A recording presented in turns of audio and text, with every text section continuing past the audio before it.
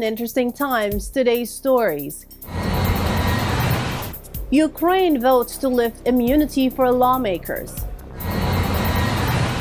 UN probe alleges war crimes and endemic impunity in Yemen. People clean their looted shops after a fresh anti-foreigner violence in South Africa. Hong Kongers react to Carrie Lam's leaked recording.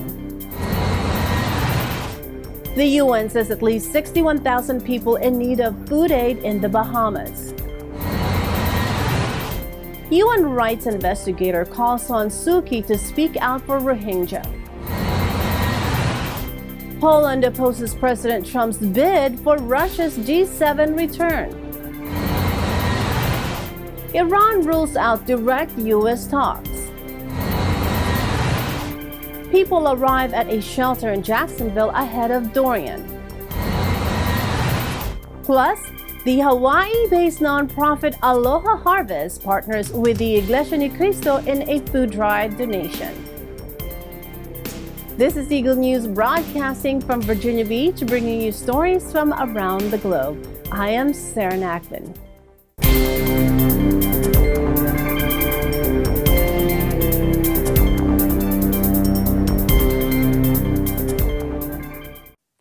Ukrainian MPs on Tuesday voted to lift their own immunity from prosecution, fulfilling a campaign pledge by new President Volodymyr Zelensky, who came in on promises to beat corruption. Zelensky, who was a popular comedian before being elected head of state in the spring, commands a parliamentary majority, and the constitutional amendment is the first in a raft of promised reforms. The 41-year-old leader told MPs before the vote, quote, "If a lawmaker hits a person in a car or commits any other criminal offense, then he must be held accountable. I appeal to all deputies now, just do what you have promised the people for many long years." Lawmakers could previously be arrested only with Parliament's approval. The change is widely supported by Ukrainians, but some MPs and experts have expressed concerns it could pave the way to political persecutions in the ex-Soviet nation, which still struggles with corrupt courts. Previous President Petro Poroshenko first proposed the constitutional change, but has only now been put to lawmakers for a final reading. Чудово розуміємо, що недоторканність потрібно було знімати. І тут уже був певний символічний день і символічний жест. Це політична совість кожного з депутатів. Невже ви думаєте, що комусь би піднялась рука не проголосувати, коли він обіцяв до своїх виборців, йдучи, що він в перший же день проголосує, як тільки з'явиться така можливість? Абсолютно. Я дякую тим депутатам, які натиснули кнопку «За», які мали аргументи проти, але вирішили все-таки проголосувати, продемонструвавши тим самим волю змінювати в державі все, що називається справедливим і що називається законним. У депутатів зберігається індемнітет. Вони не будуть нести відповідальності за політичні рішення, за голосування чи будь-які політичні і публічні виступи. UN war crimes investigators warned horrific rights violations, including killings, torture, and sexual violence, are being committed with impunity by all sides in Yemen's brutal conflict.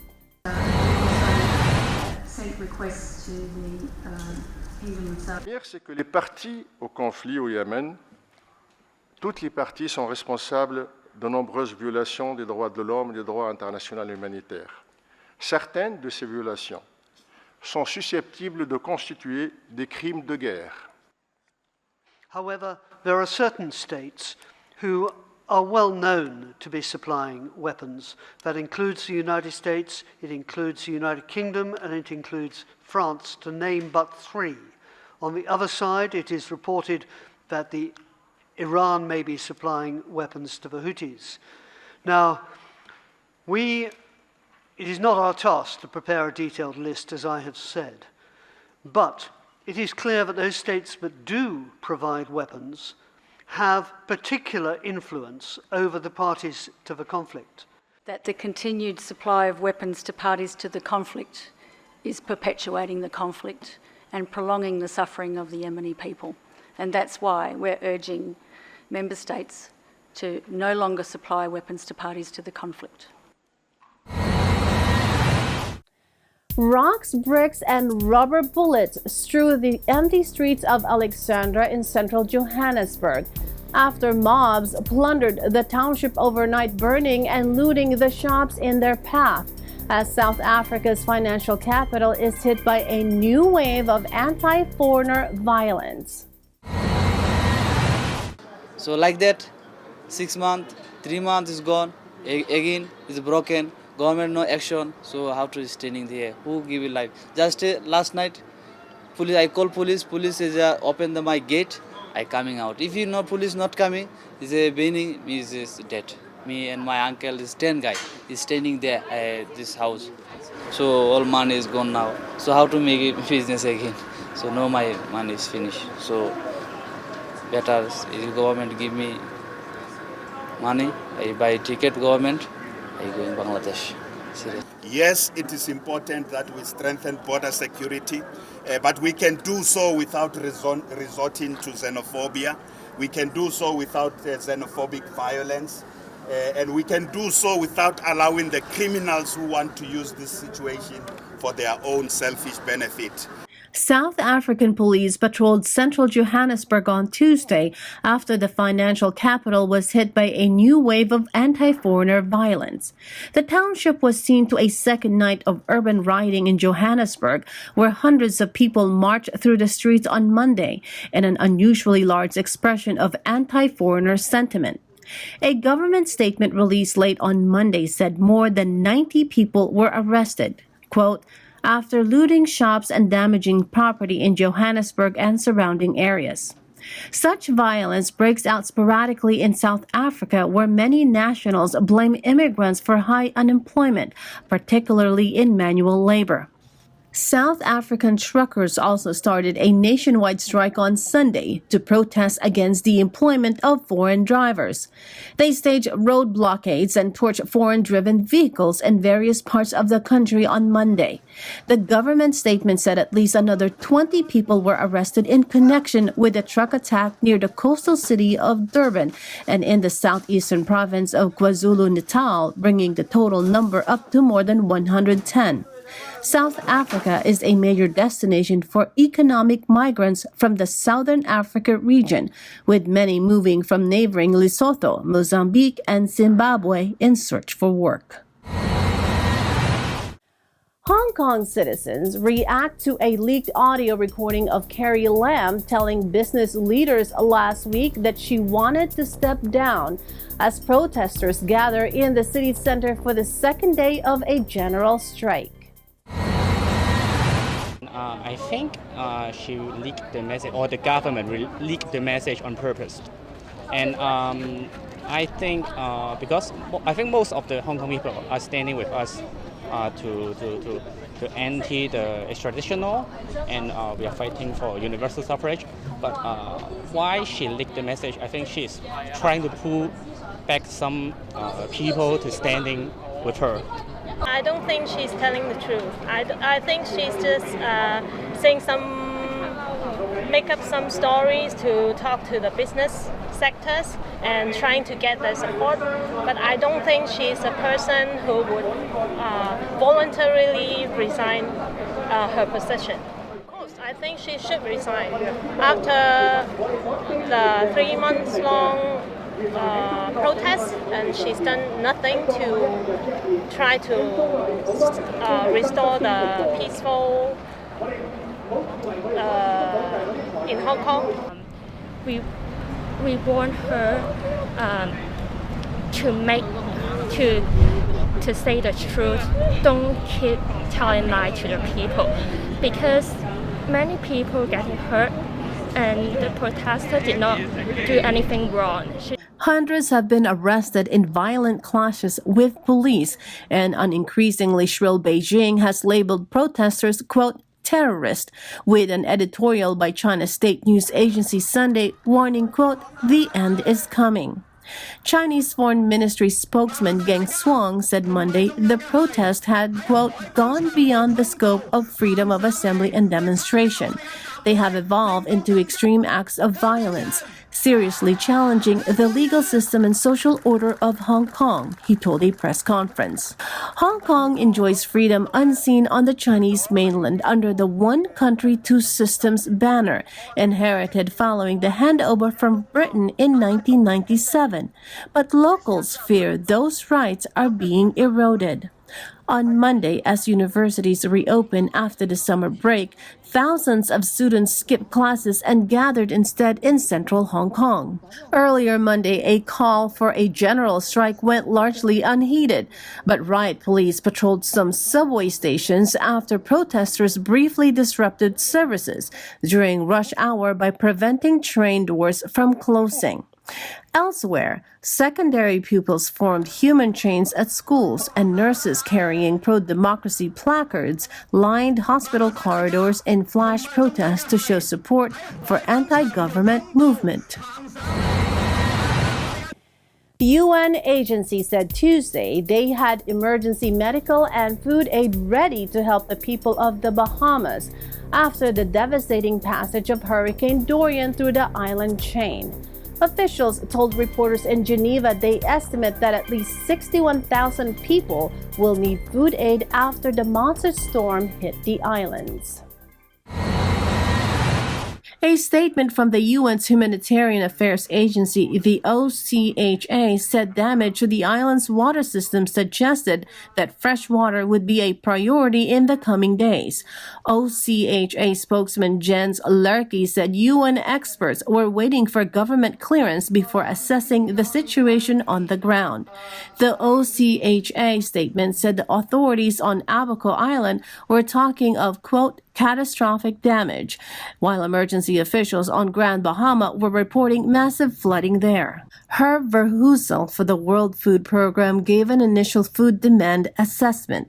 Abaco may require food for more than 14,000 people, and Grand Bahama for 47,000 people. One more time, we need to be careful with those numbers. They need to be confirmed after the assessments. We will be finished in 3 days.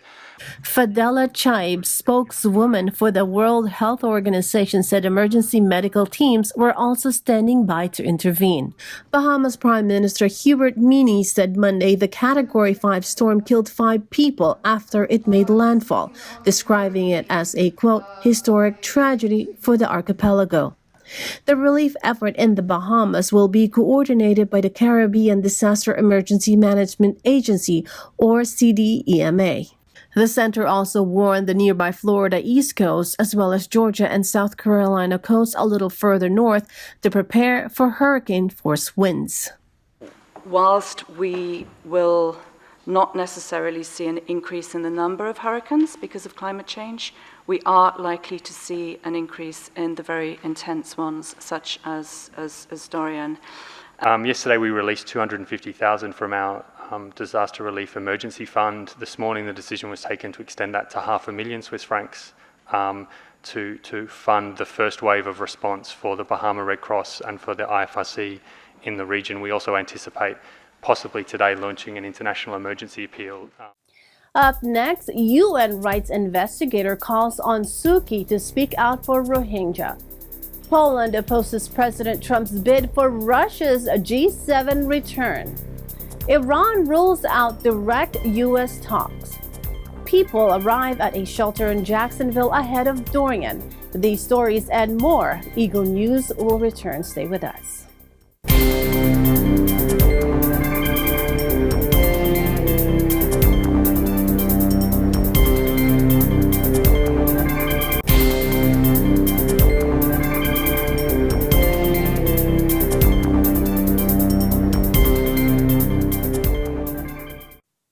You are watching Eagle News. I am Sarah Nackman. The UN rights investigator said Tuesday ahead of a meeting between South Korea's President Moon Jae-in and the tarnished democracy icon Myanmar civilian leader Aung San Suu Kyi has washed her hands of the Rohingya crisis. Young Hee Lee, a university professor in Seoul who is the United Nations Special Rapporteur on human rights to Myanmar, said Suu Kyi was, quote, terribly misguided and misinformed about the abuses against the stateless Muslim minority in her country. The Nobel laureate was under house arrest for years when Myanmar was a military dictatorship before her party won elections in 2015 by a landslide in the first fully free vote for generations. Hopes were high that she would usher in a new era of freedom, but more than 740,000 Rohingya have since been driven out of the Buddhist majority country and into Bangladesh in a 2017 army crackdown. The U.S. in July banned Myanmar's Army Chief Min Aung Hlaing and other officers for their role in the campaign of, quote, ethnic cleansing. She was a human rights icon, and I think that's something that the international community portrayed her as, but she's a politician. We'll have to see how she will go down in history as a politician or a statesman. I think that she enjoys the popular vote very much. And I think that she should step up and really speak out for the treatment that the Rohingyas had suffered for decades. But our president enjoys a great history of being a human rights lawyer. But I'm afraid that he hasn't been really speaking out for human rights. For people, for instance. Myanmar calls the persecuted minority Bengali, treating them as illegal interlopers from Bangladesh and refusing to grant them citizenship or basic rights. Lee, who has been banned from entering Myanmar over her criticism of its government, was speaking as South Korea's Moon, a former democracy activist himself, was due to meet Suu Kyi later Tuesday as part of a tour of Southeast Asia. South Korea is the sixth largest foreign investor in Myanmar, but Lee said that meant Seoul was, quote, inadvertently contributing to rights violations against Rohingya and urged Moon to be principled during the encounter. Poland's president on Monday opposed a proposal by U.S. President Donald Trump to reintegrate Russia into the elite G7 group, insisting that, quote, business as usual was unacceptable given Moscow's occupation of Ukrainian territory. Że należy podchodzić do Rosji na zasadzie business as usual, to znaczy robimy z nią interesy, bo mamy w tym interes i nie przejmujemy się tym, czy narusza prawa innych państw i narodów, czy nie. Ja uważam, że nie wolno przejść w taki sposób do porządku dziennego nad tą sytuacją. To jest moje stanowisko. The issue of Russia's reintegration into the G7 group of the world's rich nations divided leaders at its summit last week in France, as Trump pushed for Moscow to be allowed back after its 2014 expulsion. Russia was kicked out of what was then the Group of Eight after it annexed Ukraine's Black Sea Peninsula of Crimea, a move never recognized by the international community. But Trump, who will host next year's G7 summit, said he would invite Russia to the event, a move supported by France but criticized by Britain and Germany. Poland is not a G7 member. Speaking alongside Duda on Monday, Pence struck a different tone, insisting that it was crucial to, quote, remain vigilant towards Russia. He accused Moscow of attempting to meddle in elections and use its oil and gas supplies to, quote, divide our alliance in an apparent reference to the controversial Nord Stream 2 pipeline set to send Russian gas to Germany. Washington and Warsaw, among others, opposed the pipeline, fearing it will increase Europe's reliance on Russian energy supplies, which Moscow could then use to exert political pressure. Poland has long cultivated close ties with the U.S., which it regards as the primary guarantor of its security within the NATO alliance, and as bulwark against Russia, its Soviet-era master with whom tensions still run high. President Hassan Rouhani on Tuesday ruled out holding any bilateral talks with the United States and threatened to further cut Iran's commitment to a nuclear deal within days. In an address to Parliament, Rouhani said any dialogue with the U.S. would have to fall within the framework of the group of major powers that agreed the landmark nuclear deal with Iran in 2015. و باز هم میگیم ممکنه از تعبیرها سوء برداشت بشه. ما هیچ تصمیمی برای مذاکره دو جانبه با آمریکا نداریم و نداشتیم. اگر آمریکا تمام تحریم خودش رو برداره، حالا یا به برجام هم برگرده یا به برجام برنگرده، اونش به نظر من خیلی برای ما مهم نیست. اونی که مهمه تحریمه. اگر آمریکا کل تحریم خودش رو برداره، باز هم امکان پذیر است در جلسه 5 به اضافه 1 مثل قدیم آمریکا هم حضور پیدا کنه. این مذاکرات اگر تا روز پنجشنبه به نتیجه نهایی ما نرسیم، مرحله سوم رو اعلام خواهیم کرد در کاهش تعهدات و امیدواریم حالا که روشن. Tehran and Washington have been at loggerheads since May last year when U.S. President Donald Trump unilaterally withdrew from the nuclear deal and began reimposing crippling sanctions. The archfoes were on the cusp of confrontation in June when Iran downed a U.S. drone and Trump ordered retaliatory strikes before canceling them at the last minute.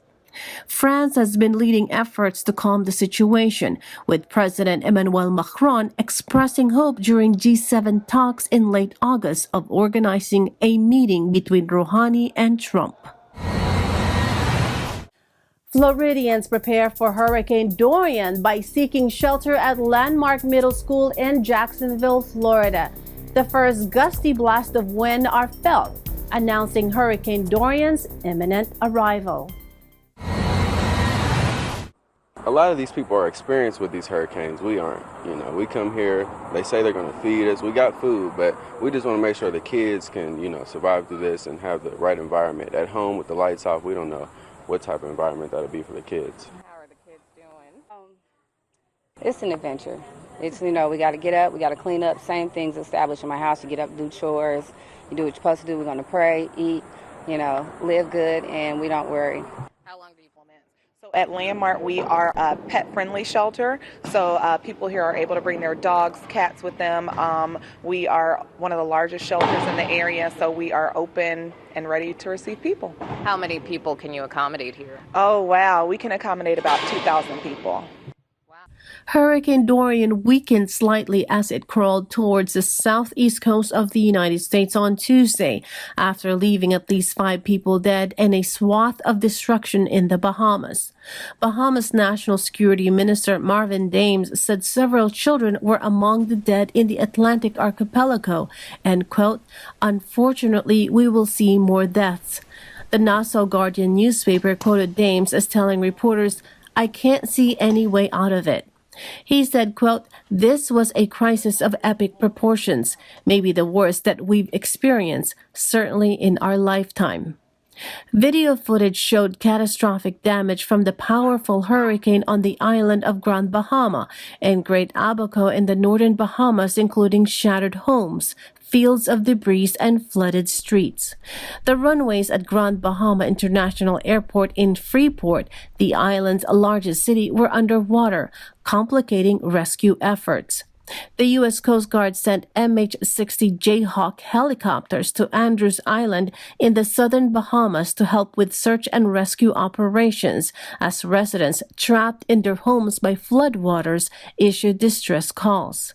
Ken Graham, director of the Miami-based National Hurricane Center, or NHC, said Dorian was on the move after being stationary for more than 24 hours, battering the Bahamas.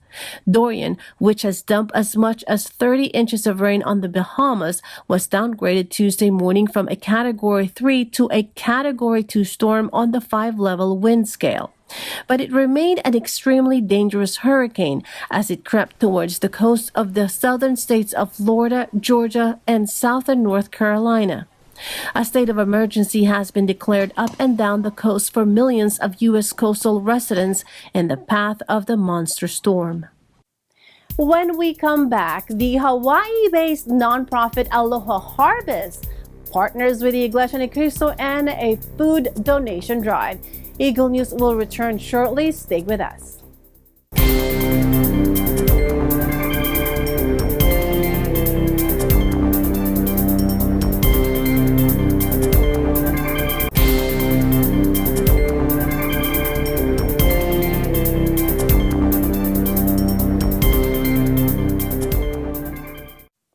This is Eagle News broadcasting from Virginia Beach. I am Sarah Nackman.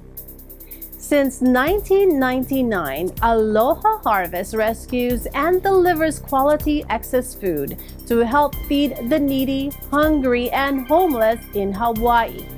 Unlike food banks, Aloha Harvest does not store any food. Instead, it delivers and distributes directly by partnering with organizations in the public and private sectors, one of which is the Church of Christ through Aid to Humanity Outreach Project. Our Hawaii correspondent Alfred Aisenas has more.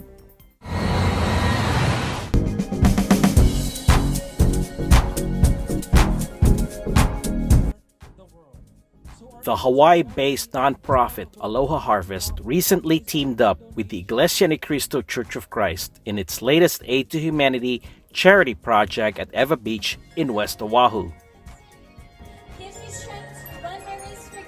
This activity is an activity launched by the church administration inside the Iglesia Ni Cristo, being done all over the world. So our aid to humanity in this part of the world, here in Oahu, is our food donations to the Aloha Harvest. And to all the brethren who donated these foods, from the ministers and workers leading the brethren, we'd like to thank you for your wholehearted help and support. Let us give us a round of applause.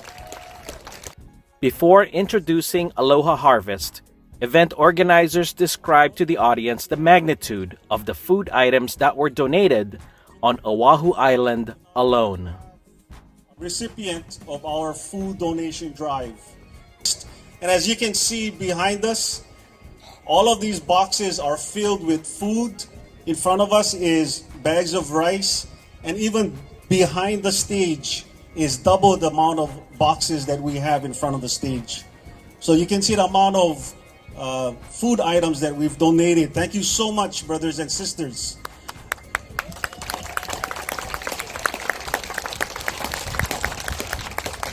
She brought along a huge 20-foot truck. I don't think we can even fill that. We're going to fill it, and we're going to also put food items on the top of that truck. Now, Aloha Harvest, what they do is they rescue, their sole mission is to rescue food items, and they take it directly to the social service agencies here in Hawaii. And I believe you service over 175 social services here on this island. Aloha Harvest representative Deborah Van Zyn was then presented with a certificate of appreciation from church officials led by Brother Marcel Ramirez, the supervising minister for Hawaii Pacific. Iglesia Ni Cristo Church of Christ, Ecclesiastical District of Hawaii Pacific, hereby presents to Aloha Harvest a total of, we lost count, by the way. So we can say, I think it's over 6 pallets full of food items.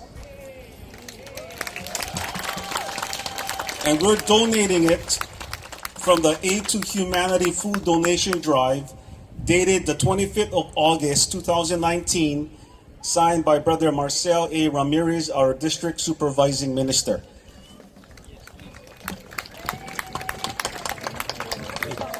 And on behalf of Aloha Harvest, I want to thank everybody that's up here and all of you out in the audience for this amazing donation that we've gotten today. It is so generous, and it's such a testament to the community that you have here to just give from the heart. And this food is definitely well needed, and much appreciated. So again, on behalf of Aloha Harvest, our board of directors, and all of the participants here tonight, thank you so much for everything. As the nonprofit enters its 20th year, Deborah recounted Aloha Harvest's recent experience during last year's natural calamities throughout the Aloha State, and even took the opportunity to encourage other communities and groups to forge a partnership with them in combating hunger. Well, it was definitely a new set of circumstances, that's for sure. It was learning how to react quickly. It was learning to focus resources where they were needed. Give us a call. We'd love to have you. We'd love to be able to work with you, to partner with you. We are always willing to take volunteers if you want to volunteer. If you have food that you want to give us a call. Check us out on Facebook. This is not the first time that Aloha Harvest worked alongside the INC. To recall, in 2017, a record-breaking 6,600 pounds, about 3,000 kilograms of food was donated, an amount which, according to the nonprofit, would take about 3 days to accumulate. The Global Church in Hawaii accomplished this in just 4 hours. Reporting from Ewa Beach, Hawaii, I'm Alfred Esenas, 1 with 25. Thanks, Alfred. That is today's Eagle News. Join us again tomorrow for stories that matter to you. Visit our websites at eaglenews.net and eaglenewsalive.com. Follow us on Twitter at twitter.com/Eagle News and on facebook.com/Eagle News. Thank you for watching. I am Sarah Nachman and I am 1 with 25.